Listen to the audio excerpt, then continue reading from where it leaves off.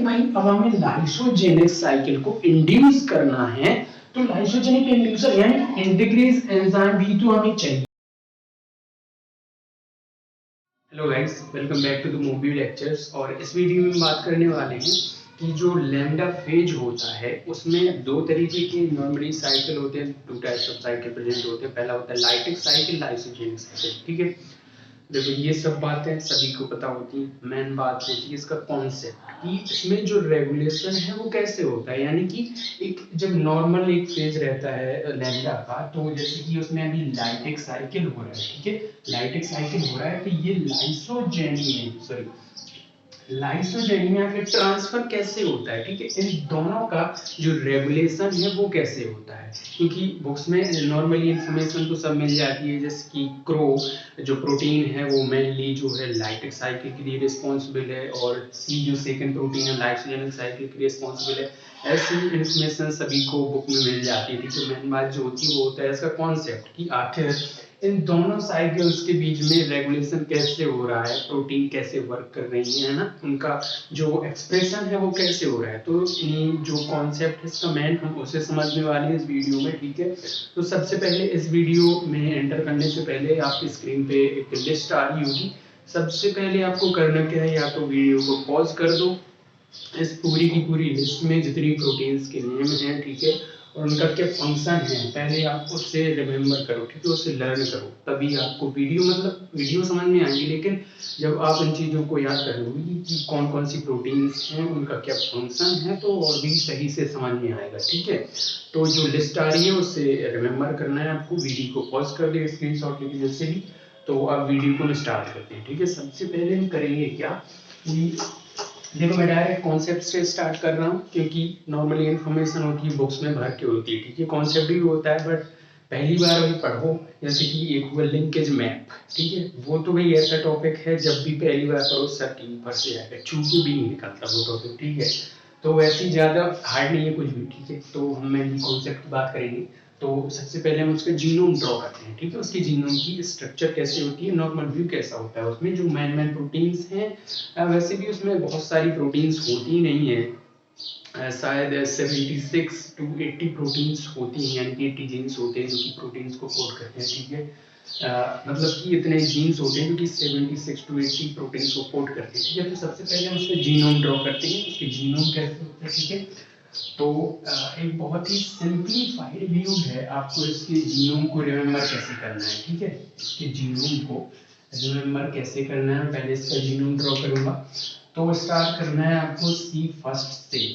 Okay, पहले यहाँ पे सी फर्स्ट जीन, उसके बाद प्रमोटर पीएम, इसके मैं बाद में फुल नेम बताऊंगा, पहले मैं ड्रॉ कर रहा हूँ। ठीक है, उसके बाद आपका पीआर, उसके बाद आपका क्रो, उसके बाद पीई, उसके बाद होता है आपका सी सेकेंड, उसके बाद O P E and then R and then S gene. Okay, इस साइड लेफ्ट साइड हम जाएंगे तो प्रमोटर लेफ्ट। ओके, इसके बाद एन जीन होता है आपका, उसके बाद होता है उसके बाद होता है आपका सी थर्ड, उसके बाद होता है जेस, उसके बाद होता है आपका पीआई, उसके बाद होता है आपका एंटीजीन, उसके बाद होता है आपका एटीजीन। ठीक है, और उसके बाद चले जाओ बहुत सारी हैं। ठीक है, जैसे कि फिर यहाँ पे ए टू जे पूरी प्रोटीन्स आ जाती हैं। ठीक है, ये नॉर्मली स्ट्रक्चर है इसका लैम्डा फेज का। ओके, लैम्डा फेज जो जीनोम है, लैम्डा फेज जो जीनोम है उसका ये नॉर्मली व्यू है, सिंप्लीफाइड। ठीक है, तो इसमें हम बात करेंगे कौन क्या है, जीनोम ड्रॉ तो कर दिया हमने। तो सबसे पहले स्टार्ट होते हैं यहाँ से, एंड पॉइंट। ठीक है, सी आई जो है हम इसे लैम्डा रिफ्रेशर भी कहते हैं। ठीक है, सी आई लैम्डा रिफ्रेशर, सी आई को, क्योंकि इसका काम क्या होता है कि जब भी ये सी आई प्रोटीन बनेगी तो ये जाके अटैच होती है। देखो, और एक और बात, यहाँ पे प्रमोटर्स भी होते हैं, जैसे कि पी आर है यहाँ पे लेफ्ट। ओके, चलो इसे रहने दो। ठीक है, यहाँ पे कोई गलती नहीं है, बट यहाँ पे ये जो दो प्रमोटर है ना, यहाँ पे आपको नॉर्मली समझने के लिए, ठीक है, नॉर्मली समझने के लिए यहाँ पे operator at the right side, right operator भी होता है, जैसे कि ओ आर रिप्रेजेंट कर देते हैं। ठीक है, और यहाँ पे होता है हमारा कौन सा? प्रमोटर के तुरंत बाद होता है हमारा OL यानी कि operator for the left side genes. ठीक है, तो इसका वर्क क्या होता है कि ये जो CI रिप्रेसर है ये करता क्या है कि जब भी ये फॉर्म होगा, ठीक है ध्यान से सुनना, जब भी CI रिप्रेसर फॉर्म होगा, इसका सिंथेसिस होगा, ये अटैच होता है ऑपरेटर से। ठीक है, क्योंकि जब भी रेगुलेटर प्रोटीन ऑपरेटर से बाइंड होती है हमेशा, तो ये ऑपरेटर पे बाइंड होके करेगी क्या, जब ये ऑपरेटर पे बाइंड हो जाएगी तो RNA पॉलीमरेज जितने भी राइट बोर्ड पे जितने भी जीन्स हैं उनका ट्रांसक्रिप्शन रुक जाएगा। ठीक है, उनका ट्रांसक्रिप्शन रुक जाएगा। और ऐसे ही यहाँ पे भी करता है, जब भी ये फॉर्म होगा तो ये करेगा क्या, अटैच होगा operator for the leftward genes, और जब ये यहाँ से बाइंड हो जाएगा तो जितने भी जीन्स हैं वो ब्लॉक हो जाएंगे। देखो बहुत सारे कॉन्सेप्ट होंगे जो आपने बुक से पहले पढ़े होंगे, उनको अभी मिक्सअप मत करो। ठीक है, मिक्सअप करोगे कंफ्यूज हो जाओगे आप जरूर पक्का। ठीक है, तो सबसे पहले जो भी मैं यहाँ पे बात बता रहा हूँ पहले उनको सुनेंगे ताकि कंफ्यूज ना हो। ठीक है, तो यहाँ पे हमने CI रिप्रेसर की बात कर ली। करेगा क्या कि ये अगर CI रिप्रेसर फॉर्म हो रहा है, इसका सिंथेसिस हो रहा है, तो ये operator at the right side पे बाइंड होगा। ठीक है, देखो इसके भी बहुत सारे रीजंस होते हैं, 3 पार्ट में मैंने डिवाइड होता है operator at the right side 3 R1 R2 operator at the right side. और एक और बात, जो इसका पहला फ्रेगमेंट होता है, ठीक है ऑपरेटर का, वो हमें स्ट्रक्चरल प्रोटीन्स के बिल्कुल एडजेसेंट पे ही होता है। ठीक है, एडजेसेंट पे। तो हमने CI की बात की, अब एक और बात करते हैं। देखो यहाँ पे ये जो प्रमोटर ऑफ मेंटेनेंस है, ये इसकी बात हम बाद में करेंगे। ठीक है, पहले हम इसकी बात करते हैं प्रमोटर R, मतलब कि promoter for the rightward genes, आप जो भी कह लो। ठीक है, जो भी राइट साइड पे जितने भी जीन्स हैं उनके लिए प्रमोटर में भी यूज्ड होता है। ठीक है, उनके सिंथेसिस में।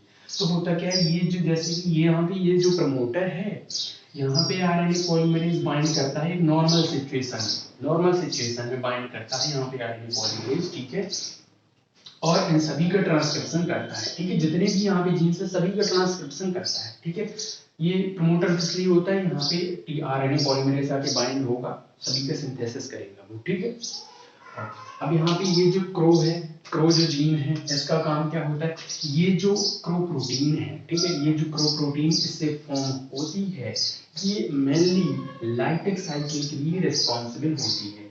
ठीक है, लाइटिक साइकिल के लिए रिस्पॉन्सिबल होती है। और ये जो प्रोटीन बनती है हमारी फर्स्ट ये जो प्रोटीन बनती है, ये लाइसोजेनिक साइकिल के लिए रिस्पॉन्सिबल होती है। ये बुक में नॉर्मली मिल जाती है चीजें। ठीक है, और शायद क्वेश्चन में पूछ भी लिया जाता है कभी कभी नेट में या जैसे भी हो, हमें समझ नहीं। ठीक है, तो क्रो का फंक्शन क्या होता है, क्रो का फंक्शन ये होता है कि अगर क्रो प्रोटीन सिंथेसिस हो रही है, ठीक है, क्रो प्रोटीन का सिंथेसिस हो रहा है, तो यहाँ पे इसका भी, ठीक है, इसका भी यहाँ पे एक प्रमोटर, देखो इसी रीजन से यहाँ पे मैंने बताए थे, यहाँ पे प्रमोटर ये जो आपका मेंटेनेंस प्रमोटर और ये राइट बोर्ड है, इसके अंडर में एक पूरा ऑपरेटर का रीजन आता है। ठीक है, इसके अंडर में पूरा ऑपरेटर का एक रीजन आता है। ठीक है, यहाँ पे आता है operator right board third part, operator right board second part, operator right board first part. अब ज्यादा अच्छे समझ में आएगा। ठीक है, तो ये जो क्रो प्रोटीन है, क्रो प्रोटीन बनती है, एक और बात याद रखो, क्रो प्रोटीन है, इसकी एफिनिटी ज्यादा होती है OR थर्ड पार्ट से बाइंड होने पे। ठीक है, मतलब कि अगर क्रो प्रोटीन सिंथेसाइज हो रही है तो सबसे पहले वो बाइंड इस रीजन से करेगी। इस रीजन से बाइंड होने की जो एफिनिटी होती है किसी क्रो रिप्रेसर की, वो इन दोनों रीजन से ज्यादा होती है। ठीक है, और जो CI रिप्रेसर है उसकी एफिनिटी ज्यादा होती है OR1 से बाइंड होने की। ठीक है, अभी इतना याद रखो, फिर बाद में हम जानेंगे कि क्या कैसे हुआ है। ठीक है, मतलब कि क्या को रिप्रेसर की जो एफिनिटी है वो बहुत ज्यादा होती है OR थर्ड रीजन से बाइंड होने की। ठीक है, और जो CI रिप्रेसर है उसकी एफिनिटी ज्यादा होती है OR1 रीजन से बाइंड होने की। ठीक है, इतनी बात में समझ में आई। इसके बाद प्रमोटर ऑफ एस्टैब्लिशमेंट, इसका फुल फॉर्म होता है प्रमोटर ऑफ एस्टैब्लिशमेंट। ठीक है, और इसका फंक्शन क्या होता है, पहले हम सभी के फंक्शन समझ रहे हैं। ठीक है, कौन क्या है, किसका क्या फंक्शन है, पहले ये समझ रहे हैं। प्रमोटर ऑफ एस्टैब्लिशमेंट का फंक्शन ये है कि सबसे पहले जब CI रिप्रेसर का सिंथेसिस होगा, सबसे पहले स्टेप में बिल्कुल इनिशियल पॉइंट पे जब सीआई रिप्रेसर का सिंथेसिस होगा तो यही प्रमोटर यूज किया जाता है पहले बार में, ठीक है। जब ये एक बार फॉर्म हो जाए, सीआई रिप्रेसर एक बार फॉर्म हो जाता है, सिंथेसिस इसका हो जाता है, उसके बाद इसका पूरा का पूरा मेंटेनेंस, इसका लेवल क्या रहेगा, ठीक है, हर चीज प्रमोटर ऑफ मेंटेनेंस से कंट्रोल की जाती है, ठीक है। तो सबसे पहले अगर सीआई जो रिप्रेसर है उसके सिंथेसिस में पहली बार प्रमोटर ऑफ एस्टैब्लिशमेंट ही यूज किया जाता है, ठीक है। उसके बाद हमारे आती है क्या, सी सेकंड प्रोटीन। ये प्रोटीन इसका बहुत कंफ्यूजन होता है यार, मतलब कि नॉर्मली ये समझ में नहीं आता था, ठीक है।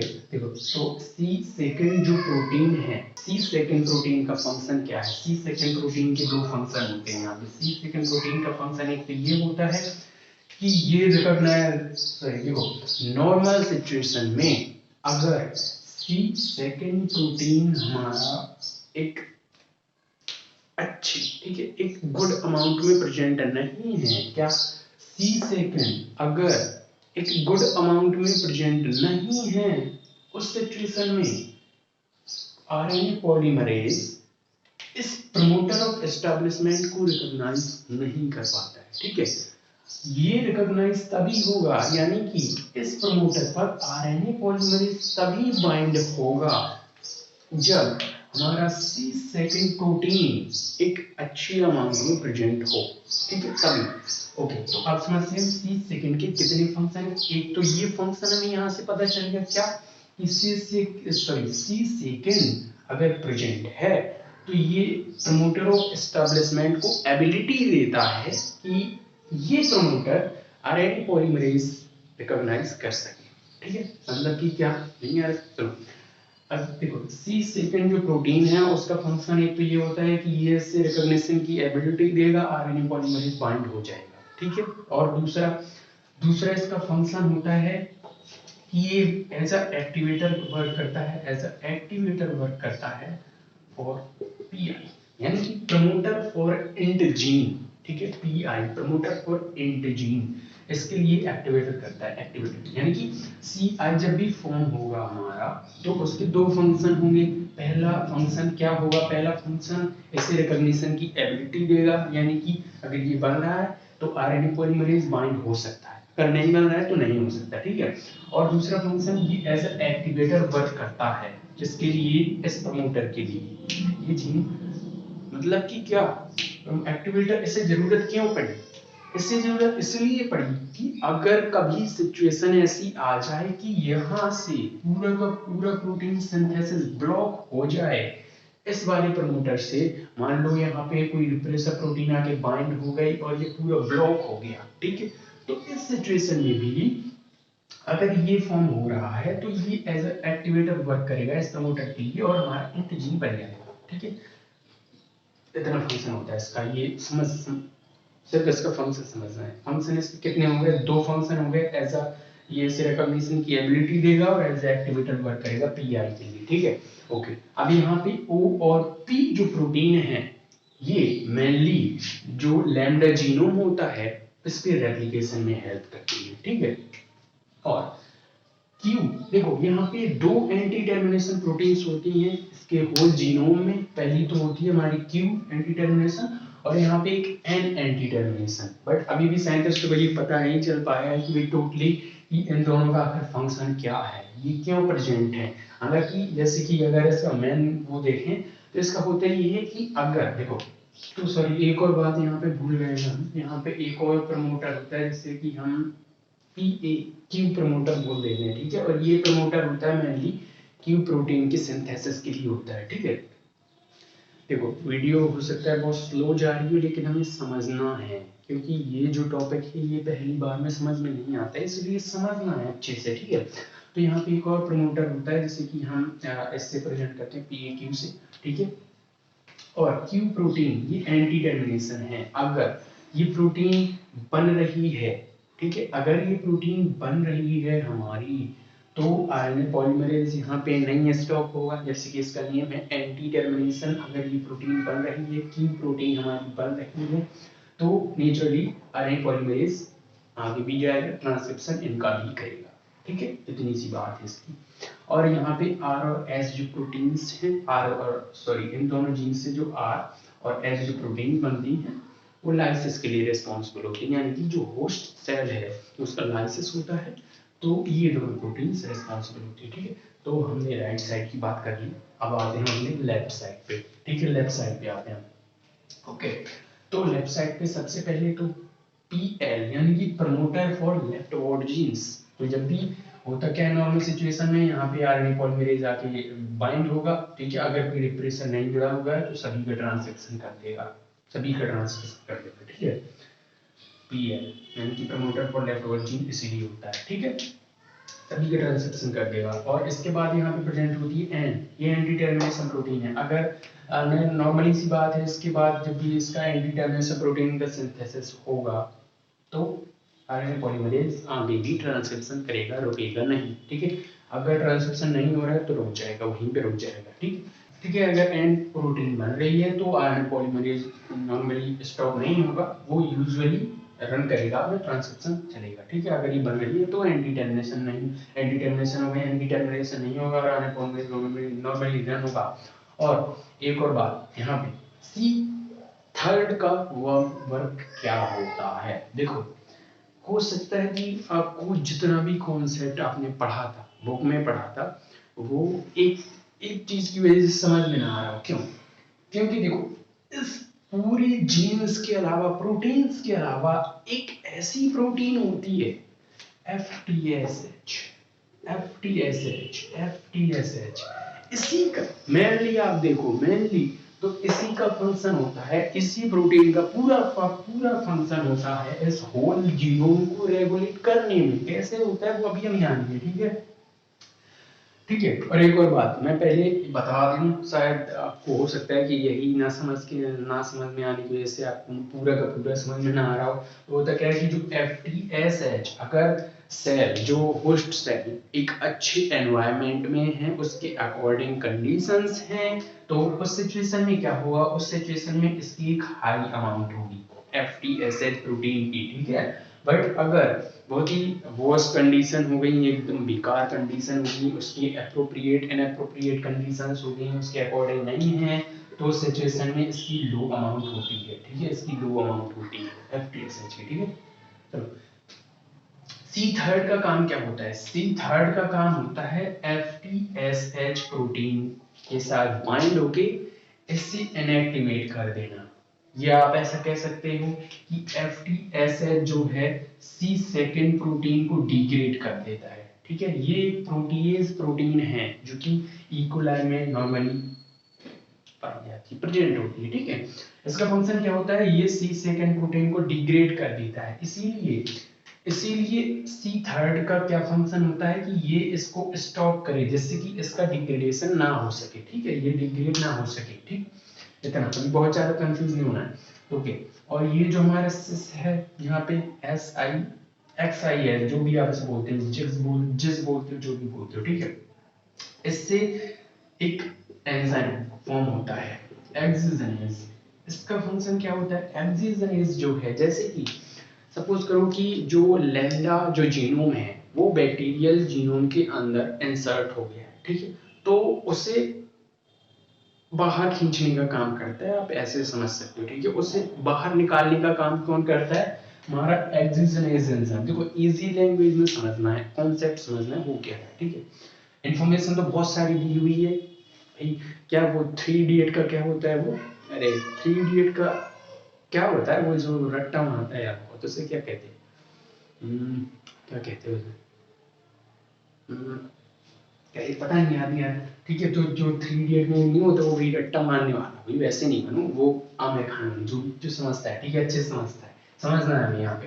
तो एक्सिजनेज का मेन फंक्शन क्या होता है? जो लैम्डा जीनोम है उसको निकाल देता है बैक्टीरियल जीनोम से। ठीक है, और उसके बाद यहाँ पे PI promoter for int gene, इसका फंक्शन क्या होता है? ये एज अ प्रमोटर वर्क करता है इंट जीन के लिए। कब करता है अभी हम समझेंगे, सिर्फ इतना समझ लो कि इसका क्या फंक्शन है, यानी कि किस रीजन का क्या फंक्शन है। तो PI जो है एज अ प्रमोटर वर्क करता है अगर हमें इंट जीन का सिंथेसिस करना है, किसी कंडीशन में होता है, इसका यूज भी होता है। ठीक है, पता होगा सभी को। ओके, तो ये ऐसा इसके लिए प्रमोटर वर्क करता है, ठीक है। और इंट जो जीन है, इससे हमारा एक एंजाइम फॉर्म होता है जिसे कि हम बोलते हैं इंटीग्रेज एंजाइम। ये दोनों भाई साहब, ये दिन है तो ये रात, ये दिन है तो ये रात है, दोनों एक दूसरे के अपोजिट। यानी कि अगर एक्सोजेनेज जो है उसे आउट कर देता है, लैम्डा जीनोम को बाहर निकाल देता है, तो इंटीग्रेज का काम होता है लैम्डा जीनोम को इंसर्ट करा देना बैक्टीरियल जीनोम में, ठीक है।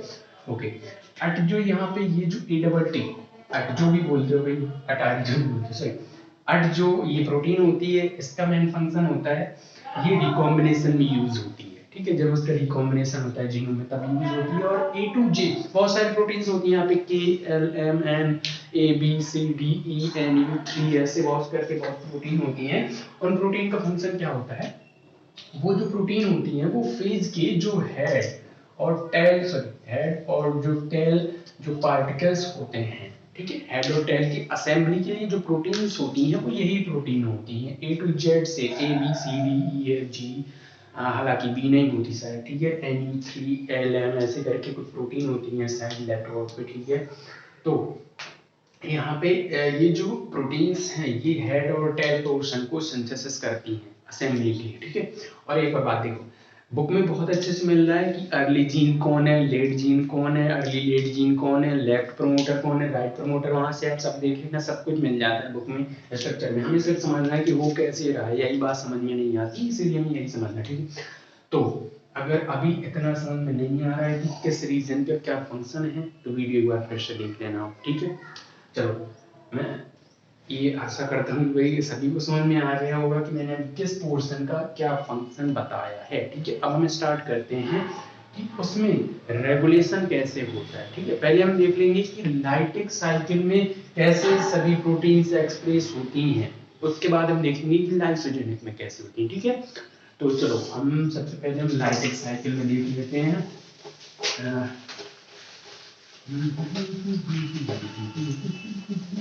ऐसा बीएससी और एमएससी की बायोलॉजी लाइफ साइंस जितनी इजी है ना, क्या बताया जाए। लेकिन इसके टॉपिक भाई, जैसे कि मैंने बताया था लिंकेज में, अभी उसके बाद शायद वीडियो आएगी, वो भाई जब भी ये दोनों टॉपिक पढ़ो, पहली बार पढ़ो, क्योंकि जो इंटरमीडिएट वहाँ पे तो कहीं मिलते नहीं, पहली बार पढ़ो, अगर टीचर ना पढ़ाए तब पहली बार पढ़ो तो भाई सर के ऊपर सीधे बिल्कुल जैसे 100-150 की स्पीड में किसी ने बॉल फेंकी हो ऐसे। चलो, तो पहले हम समझते हैं कि लाइटिक साइकिल में कैसे रेगुलेशन होता है, ठीक है। लाइटिक साइकिल में कैसे कौन सी प्रोटीन एक्सप्रेस होती हैं उसे समझते हैं। पहले हम जीनोम ड्रॉ कर लेंगे, बहुत ही अच्छा से जीनोम।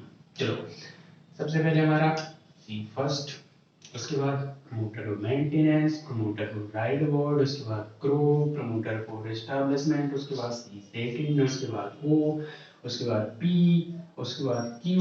यहाँ पे एक और प्रमोटर होता है, उसका नाम होता है पी ए क्यू। उसके बाद होता है हमारा आर प्रोटीन, उसके बाद होती है हमारी एस प्रोटीन। लेफ्ट साइड पे आ जाते हैं, यहाँ पे होती है हमारी प्रमोट और लेफ्ट बोर्ड, उसके बाद होती है एन, उसके बाद होता है क्रो, उसके बाद होता है जेस, उसके बाद होता है पी आई, उसके बाद होता है इंट, उसके बाद होता है अट, उसके बाद होता है सब बहुत लंबा जीनोम है, क्या कर रहे हो। चलो, उसके बाद होती है हमारी ए टू जे, जितनी भी हमारी प्रोटीन्स होगी। कुछ भूल रहे हैं क्या, कुछ भूल रहे हैं क्या? हाँ, क्या भूल रहे हैं, यहाँ पे क्रो नहीं होती, सी थर्ड होती है, यही था ना। हाँ, सी थर्ड होती है, ठीक है। चलो देखते हैं सब कुछ फ्रेश। अब देखते हैं लाइटिक साइकिल में कैसे होता है। देखो, उससे पहले आप खुद एक चीज सपोज कर सकते हो कि आप अच्छे से फंक्शन, यानी कि आप अच्छे से काम कब कर सकते हो, जब आपके अंदर अच्छी एनर्जी हो या आपके अकॉर्डिंग सिचुएशंस हो, ठीक है। उस सिचुएशन में हम अच्छे से काम करते हैं, और जैसी सिचुएशन हमारे अकॉर्डिंग नहीं हुई, मतलब कि जैसे हम नॉर्मली फंक्शन करते हैं उतनी एबिलिटी नहीं रहती, एबिलिटी भी रहती होगी, तो कुछ भी होता है उससे छोड़ो, ठीक है।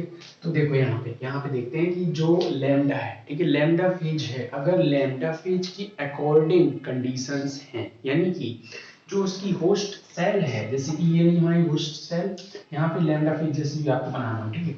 तो अगर इसके होस्ट सेल के अकॉर्डिंग कंडीशंस हैं, अगर अकॉर्डिंग कंडीशंस हैं, तो उसे जो उसका मटेरियल चाहिए, उसे जो भी टेम्परेचर जो भी चाहिए, जो भी चीज़ें उसे नेसेसरी हैं, वो अगर इक्वली मिल रही हैं तो वो खुद के पार्टिकल्स प्रोड्यूस कर सकता है। ठीक है, खुद के पार्टिकल्स बहुत सारे खुद को रेप्लिकेट कर सकता है, खुद के नए नए जो डॉटर प्रोजेनी है उनको बना सकता है। ठीक है, अगर अकॉर्डिंग कंडीशंस हैं, एप्रोप्रिएट कंडीशंस हैं उस सिचुएशन में, और अगर ये अपनी कॉपीज बना सकता है, मतलब कि लाइटिक साइकिल, मतलब यही तो होता है लाइटिक साइकिल में, है ना।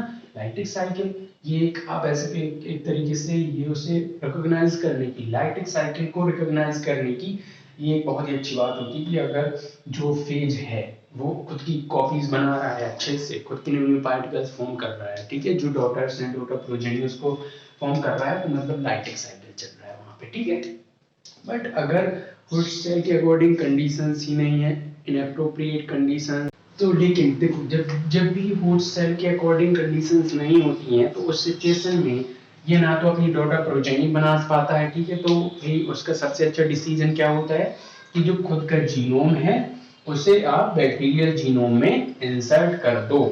तो जब भी अप्रोप्रिएट कंडीशंस आएंगी, जब भी अच्छी कंडीशंस आएंगी, तो भाई फिर से हम एक्टिव होके लाइटिक साइकिल स्टार्ट कर सकते हैं। लेकिन जब उसके अकॉर्डिंग कंडीशंस नहीं है तो भाई उसका एक डिसीजन होता है कि अपना जो जीनोम है उसे उठाओ और आराम से बैक्टीरियल जीनोम में इंसर्ट करा दो, बाद में काम देख लेंगे, जब अच्छी कंडीशन आएंगी तब देख लिया जाएगा, अभी भाई बच के रहो। ठीक है, अभी वैसी कंडीशन नहीं है। तो इसे हम नॉर्मली ये जो फेज होती है सिंप्रोफेज बोल देते हैं। ठीक है, सभी को पता होगा, यहाँ पे हम समझने वाले से। ठीक है, तो अब हम देखते हैं लाइटिक साइकिल कैसे होता है। लेकिन आप मस्ती बाद में, पहले हम देखते हैं लाइटिक साइकिल कैसे होता है। लाइटिक साइकिल उससे पहले, लाइटिक साइकिल से पहले एक बात, लाइटिक साइकिल कब हुआ? जब सेल के अकॉर्डिंग कंडीशंस होंगी, और जब सेल के अकॉर्डिंग कंडीशंस होती हैं, होस्ट सेल के अकॉर्डिंग कंडीशंस होती हैं, तो उस सिचुएशन में होस्ट सेल में ये जो FTSH, ये एक प्रोटीन है। ठीक है, तो ये एक अच्छी हाई अमाउंट में प्रेजेंट होती है। इतनी बात अच्छे से याद रखना है आपको, बहुत अच्छे से याद रखना है। क्या?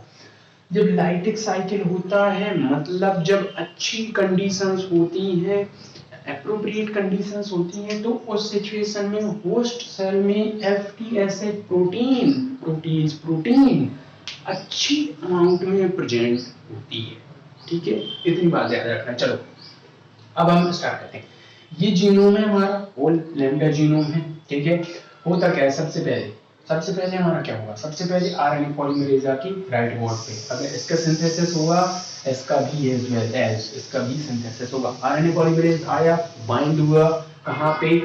यूजुअली सी बात है भाई, यहाँ का ट्रांसक्रिप्शन करना है, तो जो भी प्रोमोटर इसके लिए है उसमें बाइंड होकर ट्रांसक्रिप्शन करेगा। बहुत ही अच्छा है, यूजुअली सी बात, इजी है, टॉपिक बहुत इजी है। ठीक है, यहाँ पे आके बाइंड करेगा, सभी के सिंथेसिस कर देगा। यहाँ पे आके बाइंड करेगा, सबसे पहले आएगा यहाँ पे N पे, अगर हाँ इसका सिंथेसिस हो गया एंटी टर्मिनेशन का, फिर ये चलेगा भाई सब यहाँ पे इस साइड जाएगा। बहुत इजी है। ठीक है, तो होगा क्या? इस साइड गया, हमारी क्रोप्रोटीन बनी। ठीक है, क्रोप्रोटीन भी बनी हमारी, सेकंड प्रोटीन भी बनी हमारी, उसके बाद OB बनी, PB बनी, QB एंटी टर्मिनेशन हुआ, QB, उसके बाद RB बनी, SB बनी। ठीक है, एक बार अब याद रखो, मैंने क्या बोला था? लाइटिक साइकिल में अप्रोप्रिएट कंडीशंस होंगी तो FTSH एक हाई अमाउंट में प्रेजेंट होगा। FTSH हाई अमाउंट में प्रेजेंट होगा, तो FTSH का फंक्शन क्या होता है? FTSH एक प्रोटीएज है। ठीक है, एक प्रोटीएज है, और इसका मेन फंक्शन होता है C सेकंड को डिग्रेड करना, C सेकंड को डिग्रेड कर देना, ये फिर नहीं बचेगी प्रोटीन। ठीक है, C सेकंड को डिग्रेड कर देना। पहले सबसे पहले हम देखते हैं क्या, यहाँ सिंथेसिस हुआ, क्रोप्रोटीन बनी, क्रोप्रोटीन बाइंड होगी यहाँ पे। कैसे बाइंड होती है उसे जरा देखते हैं हम, उसे समझना है, वही एक बहुत ही अच्छा मेन पॉइंट होता है। ठीक है, ये यहाँ पे दो प्रमोटर है ना, ये इनकी जरा अच्छे से छानबीन की जाए। भाई साहब ये तो होशियारी मार रहे हैं यार। यहाँ पे दो प्रमोटर है, इस पे ऑपरेटर रीजन तीन होते हैं, ठीक है, तीन ऑपरेटर रीजन ऑपरेट होते हैं, ऑपरेट करते हैं। पहला है OR थर्ड, OR सेकेंड और OR फर्स्ट। ऑपरेटर रीजन के operator at the right side जो रीजन होता है उसके तीन सब डिवीजन आप कह सकते हो, तीन लोकेशन में डिवाइड होता है, तीन एरिया में डिवाइड होता है। OR3 OR second OR first. और एक बार देखो यहाँ पे OR फर्स्ट यानी कि ऑपरेटर का पहला रीजन वहीं पे होता है जहां पे structural main structural gene present हो, तो इस साइड होगा, इस साइड, ठीक है। देखो अच्छा जैसे क्रो प्रोटीन बना, क्रो प्रोटीन बना, मैंने पहले बताया था, वीडियो शुरू होने से पहले बताया था कि क्या क्रो प्रोटीन की जो एफिनिटी होती है वो OR3 रीजन से बाइंड होने की बहुत ज्यादा होती है। तो सबसे पहले क्रो प्रोटीन हमारा फॉर्म हुआ, क्रो प्रोटीन कहां पे आएगा, OR थर्ड पे, OR थर्ड पे आया, ठीक है। जैसे यहाँ पे डिवाइड कर दिया है OR third, OR second, OR1, ठीक है। OR थर्ड पे हुआ, OR थर्ड पे, OR थर्ड के तुरंत बाद हमारा क्या है C1। अब ये इतने के अंडर में ही ये जो है इसका कंट्रोल हो रहा है, ठीक है, ऑपरेटर इसे कंट्रोल कर रहे हैं, इसी पे प्रेजेंट है। ये जो इसका देखो OR3 और OR सेकंड का हाफ जो प्रमोटर है, सॉरी ऑपरेटर है, ये रीजन है, यानी कि पूरा का पूरा थर्ड ऑपरेटर रीजन और हाफ सेकंड ऑपरेटर रीजन हमारा PM प्रमोटर ऑफ मेंटेनेंस के अंडर पे आता है, ठीक है। और प्रमोटर ऑपरेटर का फर्स्ट रीजन और ऑपरेटर का सेकंड हाफ रीजन हमारा PR के अंडर में आता है, ठीक है। तो अब जब क्रो प्रोटीन यहाँ पे बाइंड हुई OR3 पे, तो इसका नॉर्मली सी बात है, अब ये अगर यहाँ पे बाइंड हो जाएगी, यहाँ पे बाइंड हो जाएगी, ठीक है, सॉरी यहाँ पे बाइंड हो जाएगी OR3 रीजन पे, तो भाई RNA पॉलीमरेज अब आएगा ही नहीं, ऐसे इसे ट्रांसक्रिप्ट भी नहीं कर पाएगा, ठीक है। तो इसका फॉर्मेशन तो बंद, ठीक है। पहली बात क्या ट्रांसक्रिप्शन हुआ, इससे सबसे पहले RNA पॉलीमरेज आया PR यानी कि प्रमोटर फॉर राइबोज रीजन पे अटैच हुआ, ट्रांसक्रिप्शन किया, सभी का ट्रांसक्रिप्शन कर दिया। देखो समझना है हमें, लिखने के लिए हम किताब से पढ़ के अच्छे से लिख सकते हैं, पहली बात हमें समझना है, ठीक है, मेन बात हमें समझना है। भाई किताब तो बहुत कुछ बोलती है कि इससे आगे जाएगा, फिर इस पे स्टॉप होगा, इसका एंटी टर्मिनेशन होगा, अगर टर्मिनेशन हुआ तो आगे बढ़ेगा, उसे छोड़ो, हमें समझना है, कॉन्सेप्ट समझना है, ठीक है हमें, ओके। तो होगा क्या, सबसे पहले ट्रांसक्राइब हुआ, क्रो प्रोटीन बनी, क्रो प्रोटीन जाएगी कहाँ, इसकी एफिनिटी कहाँ है बाइंड होने की, OR3 रीजन से। OR3 रीजन किसका रीजन है, प्रमोटर ऑफ मेंटेनेंस का, प्रमोटर ऑफ मेंटेनेंस इसलिए यहाँ पे है CI के ट्रांसक्रिप्शन के लिए। अगर ये यहाँ पे बाइंड हो रहा है क्रो, तो इसका ट्रांसक्रिप्शन फिर हो ही नहीं पाएगा, एक बात आ गई, ठीक है। उसके बाद चलो, उसके बाद हमारा इसका ट्रांसक्रिप्शन हुआ, अभी इन प्रोटीन्स हमें अभी ऐसे ये जो प्रमोटर है, प्रमोटर ऑफ एस्टेब्लिशमेंट और प्रमोटर ऑफ आई, ये जो है एंटीजन, इनको अभी ध्यान नहीं देना, ठीक है। इसका हमारा ट्रांसक्रिप्शन हुआ, तो ये C सेकंड प्रोटीन बनी हमारी, C सेकंड प्रोटीन बनी। अब एक बात याद रखना, FTSH बहुत ही हाई अमाउंट में प्रेजेंट होती है, और जबकि यहाँ से मान लो, यहाँ से जब इसका ट्रांसक्रिप्शन हुआ लेफ्ट वर्ड साइड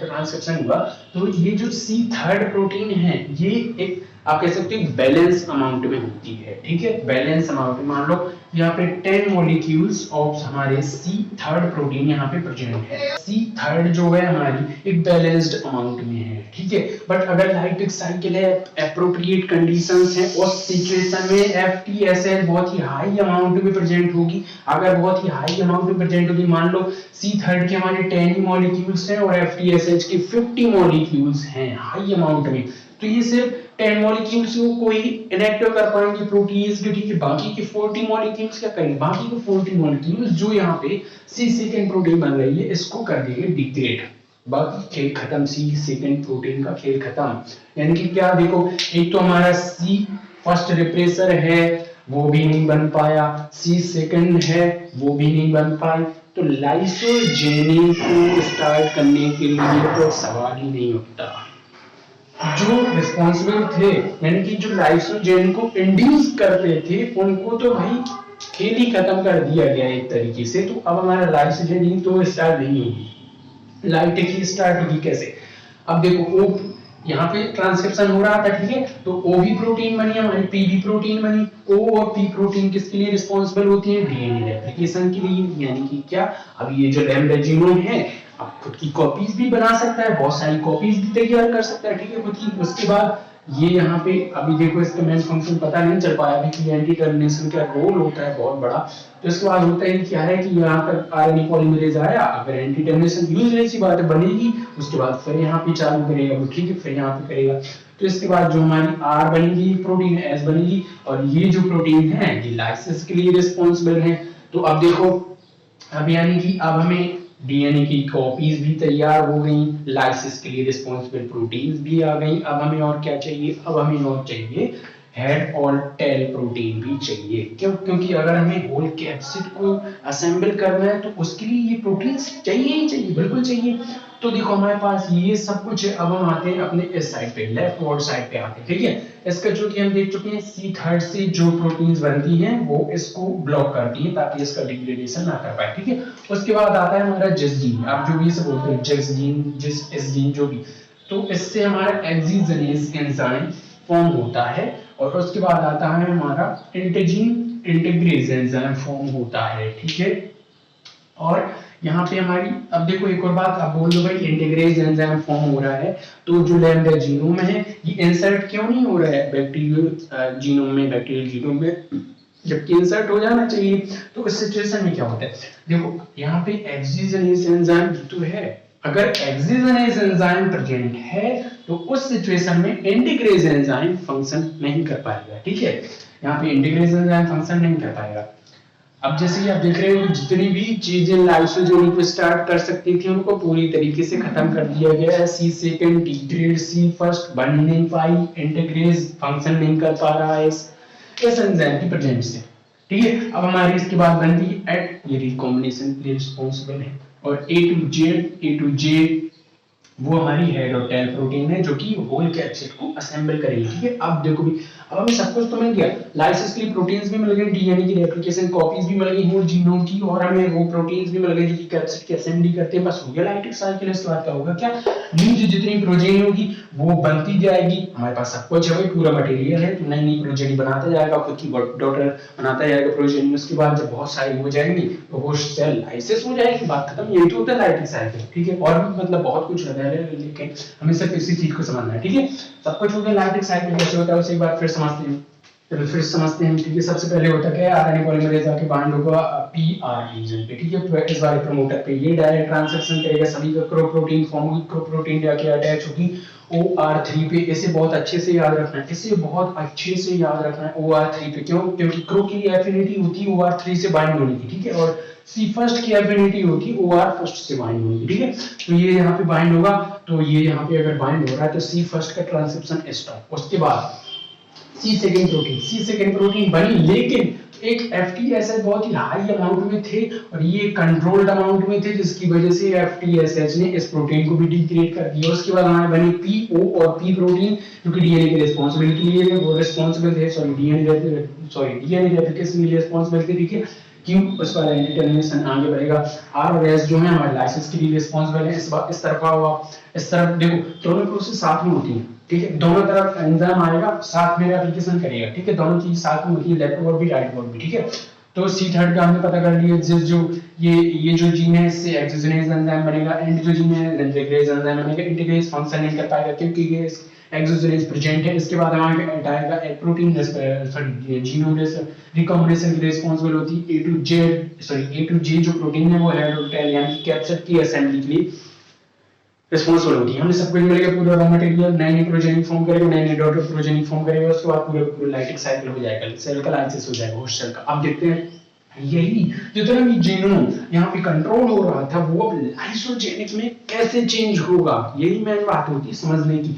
अभी जैसे लाइटिक साइकिल में सभी चीजें हो रही हैं, ठीक है, सभी चीजें हो रही हैं हमने देख चुके। अब इसके बाद लाइसोजेनिक साइकिल में कैसे चीजें चेंज हो जाएंगी, कैसे जो जीन रेगुलेशन है वो चेंज होगा, उसे हम देखते हैं, ठीक है। फिर से हम यहाँ पे जीनोम ड्रॉ करेंगे। जहां तक समझना बहुत जरूरी है, अगर समझ में नहीं आया तो वीडियो को रिवर्स सॉरी एक बार फिर से देखना, यही था। इसीलिए मैं बहुत ही धीरे समझाने की जो कोशिश कर रहा हूँ ताकि सभी को समझ में आए, ठीक है। उसके बाद हम करेंगे क्या, उसके बाद हमें समझना है अब लाइसोजेनिक साइकिल कैसे होता है, इसमें जी रेगुलेशन कैसे होता है। उससे पहले लाइसोजेनिक साइकिल है यानी कि क्या, लाइसोजेनिक साइकिल कब होता है, जब होस्ट सेल के अकॉर्डिंग कंडीशंस नहीं होती। होस्ट सेल के अकॉर्डिंग अगर कंडीशंस नहीं है तो उस सिचुएशन में नॉर्मली सी बात है, इसकी जितनी भी प्रोटीन एंजाइम्स होंगे वो बहुत ही एक लो अमाउंट में प्रेजेंट होंगे, ठीक है। एफटीएसएच जो प्रोटीएज है वो एक लो अमाउंट में, बहुत ही कम अमाउंट में प्रेजेंट रहता है। कब, लाइसोजेनिक साइकिल। लाइसोजेनिक साइकिल देखो इससे रटने वाली कोई बात नहीं है, ठीक है। लाइसोजेनिक साइकिल कब होता है, जब इनएप्रोप्रिएट कंडीशंस होती हैं, अकॉर्डिंग कंडीशन नहीं होती, तो इस सिचुएशन में एफटीएसएच जो प्रोटीएज है वो बहुत ही लो अमाउंट में प्रेजेंट होती है, ठीक है।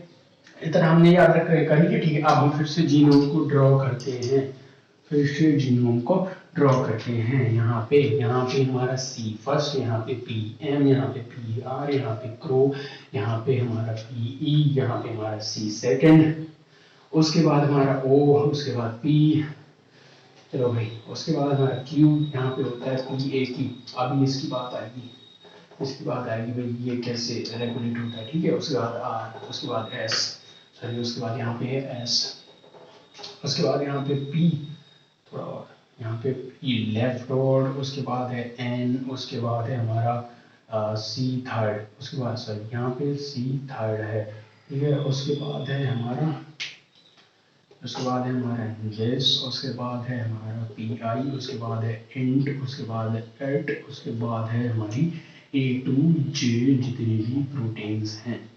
अब देखो अब इसका रेगुलेशन कैसे होता है। अब फिर से वहीं से स्टार्ट करते हैं जहां से पहले किया था। नॉर्मली होगा क्या, आरएनए पॉलीमरेज आएगा, बाइंड होगा, स्टार ट्रांसक्रिप्शन, नॉर्मली सी बात। लेकिन यहाँ पे वो बात सही है, यहाँ पे आएगा स्टॉप होगा, एंटी टर्मिनेशन प्रोटीन बनेगी, चालू कर देगा, ठीक है। यहाँ पे ट्रांसक्रिप्शन, यहाँ पे भी ट्रांसक्रिप्शन। अब समझते हैं, अब देखो यहाँ पे ट्रांसक्रिप्शन हुआ, क्रो प्रोटीन बनी क्रो प्रोटीन। अभी सब समझना है, क्रो प्रोटीन बनी। और एक और बात, इसे भी जरा हम यहाँ पे ड्रॉ कर ले रहे हैं, ठीक है। ये हमारा पीएम है, ये हमारा पीआर है, इसके अंदर में 3 ऑपरेटर्स आते हैं, पहला है हमारा sorry OR third, OR second, OR one. और इसमें हम ये भी जानेंगे कि आखिर क्यों जो सीआई रिप्रेसर है, यही एक ऐसा रिप्रेसर है जो कि एक एक्टिवेटर के रूप में एक एक्टिवेटर के फॉर्म में भी वर्क करता है और एक रिप्रेसर के फॉर्म में भी वर्क करता है। क्वेश्चन आ सकता है, भाई मैंने नेट के एग्जाम तो लिख दिया, मैं अभी अंडर ग्रेजुएशन सेकेंड ईयर में हूँ, ठीक है। मैं एमएससी में अंडर ग्रेजुएशन सेकेंड ईयर में हूँ, तो मुझे नहीं पता नेट में क्या कैसा होता है, लेकिन वहाँ पे शायद क्वेश्चन आ सकता होगा कि भाई जो लैम्डा रिप्रेसर है या फिर हमारा वहाँ पे लैक रिप्रेसर होता है ना, तो उनमें से या इसमें से कौन सा ऐसा रिप्रेसर है जो एक्टिवेटर के रूप में भी, एक्टिवेटर के फॉर्म में भी वर्क करता हो। तो उसमें से क्या है, सीआई फर्स्ट रिप्लेसर कैसे करता है उससे हम इसमें समझेंगे, ठीक है। चलो, तो हमारी प्रोटीन सिंथेसिस होगी, बहुत ही अच्छी समझना है, ठीक है। उसके बाद प्रोटीन सिंथेसिस होगी, उसके बाद हमारी कौन सी सेकंड प्रोटीन भी सिंथेसिस हुई। अब बात देखो, यहाँ पे देखो एक और बात, जब तक सबसे पहले फॉर्म कौन होगी, सी सेकंड, ये तो फॉर्म नहीं होगी ना, अभी फॉर्म नहीं होगी, अभी स्टेप बाय सबसे पहले, इससे पहले फॉर्म होती है ये वाली प्रोटीन। और एक और बात, अगर हमें लाइसोजेनी में जाना है तो लैम्डा फेज को ये ध्यान रखना पड़ेगा कि जो प्रोटीन्स लाइसिस के लिए रिस्पॉन्सिबल हैं उनका सिंथेसिस ना हो पाए, है ना। अगर भाई उनका सिंथेसिस हो गया तब तो भाई लाइसिस के लिए तो प्रोटीन आगे लाइसिस ही हो जाएगा, तो भाई इनको रोकना भी एक रिस्पॉन्सिबिलिटी है।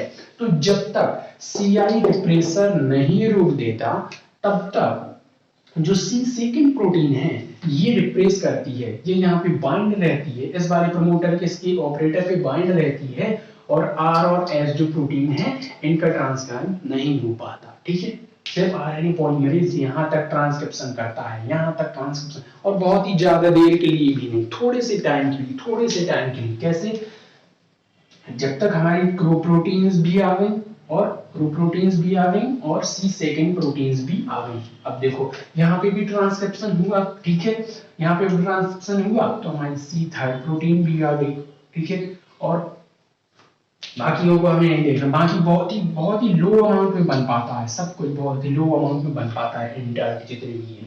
मेन बात हमें यहाँ पे देखना है, इस रीजन पे हो रहा है, इस रीजन पे टोटल कंट्रोल इसी रीजन पे होता है लाइसोजेनिक का, उसे देखना है, ठीक है। मान लो हमारी सेकेंड प्रोटीन बनी, अब देखो FTSH बहुत ही लो अमाउंट में है, मान लो ये बैलेंस्ड अमाउंट में थी, इसके 10 मॉलिक्यूल्स बने, अब ये बहुत ही लो अमाउंट में थी, 2-3 ही मॉलिक्यूल, 4-5 सिर्फ समझने के लिए भाई साहब, 5 मॉलिक्यूल थोड़ी होते, सीरियसली मत ले लेना, सिर्फ समझने के लिए, ठीक है।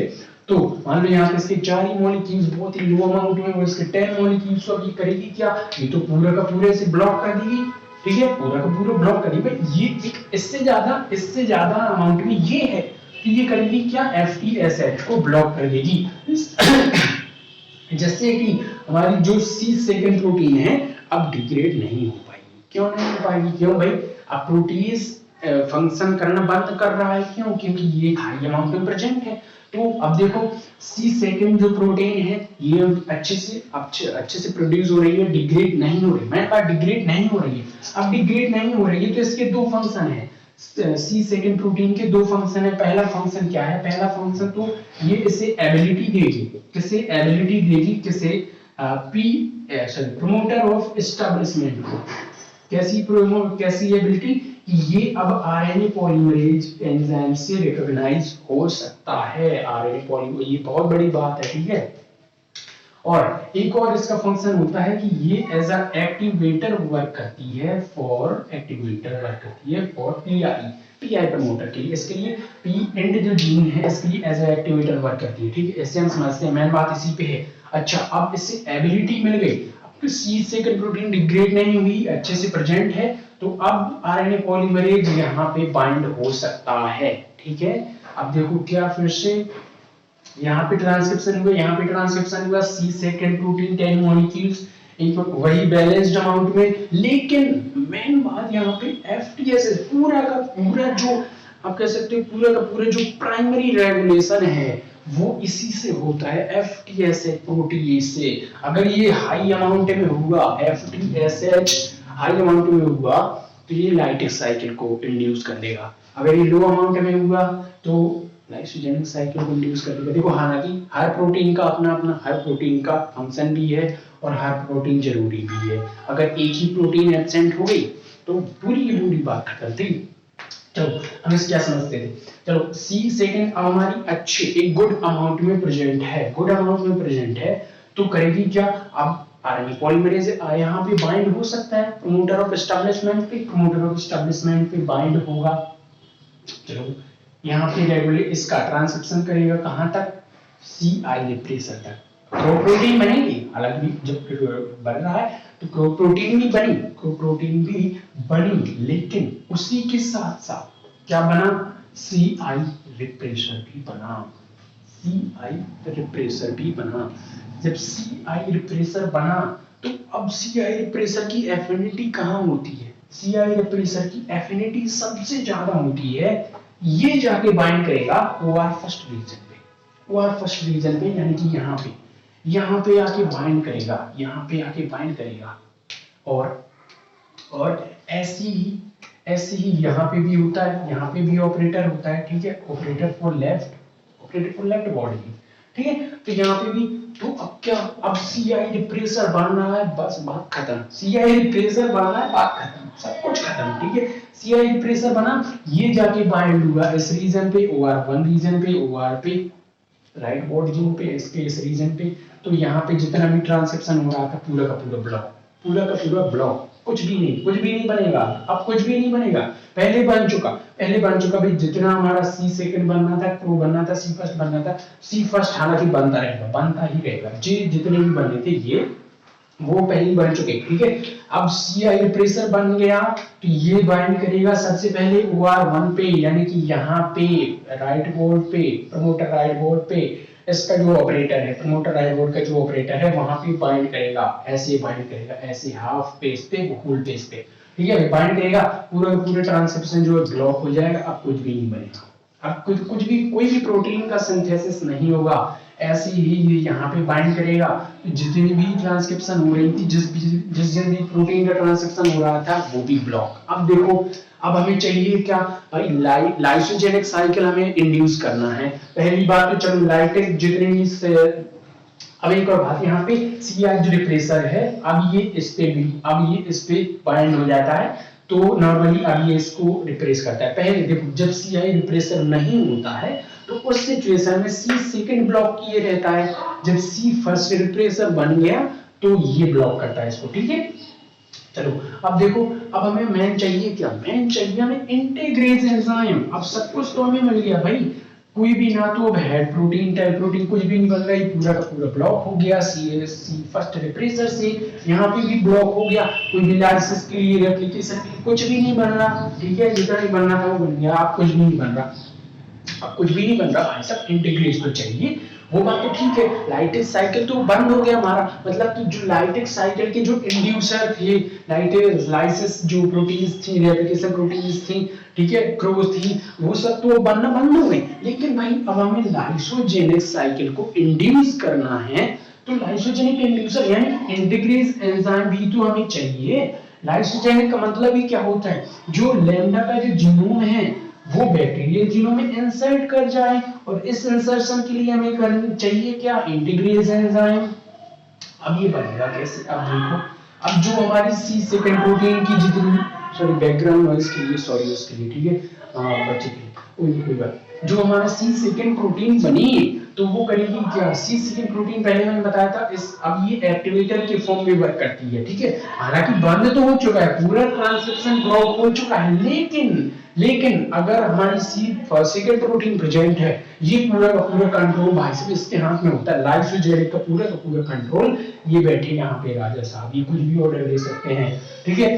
तो ये हमारी प्रोटीन प्रेजेंट है, सी सेकंड करेगी क्या, वो एज एन एक्टिवेटर वर्क करेगी इसके लिए, एज ए एक्टिवेटर वर्क करेगी इसके लिए, किसके लिए, एंटीजन के लिए, एज एक्टिवेटर, भले ही ब्लॉक हो, जैसे कि आप देखते हो लैक ओपेरोन के टाइम पे भले ही ब्लॉक हो, लेकिन अगर एक्टिवेटर है तो ट्रांसक्रिप्शन होने लगता है, ठीक है। जैसे कि वहां पे एक्टिवेटर कौन का वर्क करता है, वहां पे एक्टिवेटर का वर्क करता है, वहां पे क्या होता है, वहां पे अरे कैटाबोलाइट एक्टिवेटर प्रोटीन या कैटाबोलाइट रिकॉग्निशन प्रोटीन और साइक्लिक एएमपी दोनों बाइंड होके एज एक्टिवेटर वर्क करती है ना, लाइकोपिन पे ऐसी कुछ होता है ना, यही होता है, ठीक है। तो यहाँ पे हुआ क्या कि भाई अब ये करेगी क्या, सी सेकंड जो प्रोटीन है ये एक्टिवेटर के फॉर्म में वर्क करेगी इसके लिए, तो अब हमारा इंटीग्रेज एंजाइम बन रहा है। अब याद रखो ये एक्सोजेनेज नहीं बन रहा है, एक्सोजेनेज का पूरा ट्रांसक्रिप्शन बंद हो गया, ब्लॉक हो गया, और इसके लिए कोई प्रमोटर भी नहीं है जो कि अब इसे सिंथेसाइज कर सके, जो एक्सोजेनेज एंजाइम हमारा बन नहीं रहा है, सिर्फ जो एंजाइम बन रहा है वो क्या है, इंटीग्रेज। तो बस हो गया भाई,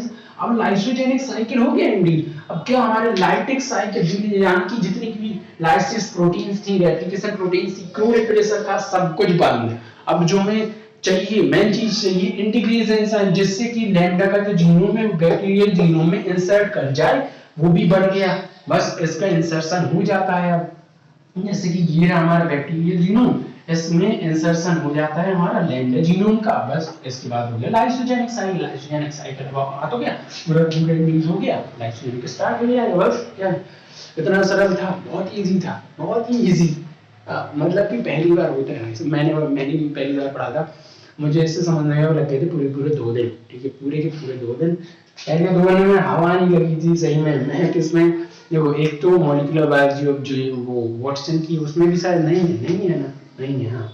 तो मैंने ये आर्टिकल वो आर्टिकल इस वाली वीडियो से देखा, तो मतलब कि थी वो वीडियो, एक ही वीडियो में पूरी चीज नहीं बता रहे थे, हर चीज कैसे क्या हो रहा है वो नहीं बता रहे थे, ठीक है। तो इसलिए मैं सोचा कि इसके लिए पूरी डेडिकेटेड वीडियो बना दी जाए, मजा भी आएगा, मे भी काफी सारे लोगों की हेल्प भी होगी। चलो, तो अगर वीडियो अच्छी लगी हो तो शेयर कर देना, ठीक है, दोस्तों के साथ, जिसके भी साथ आपको शेयर करना होगा, जलन उठती तो मत करना, होता है ना, ऐसा होता है, पता है ना, समझता हूँ, ठीक है, लेकिन शेयर कर देना, सभी के साथ शेयर कर देना, सभी को समझ में आए ये जो भी टॉपिक है, कॉन्सेप्ट है। वीडियो को लाइक करना, अगर वीडियो पसंद आए तो चैनल सब्सक्राइब कर देना। मिलते हैं अगली वीडियो में ऐसी मजेदार वे में समझाते हुए। Bye bye.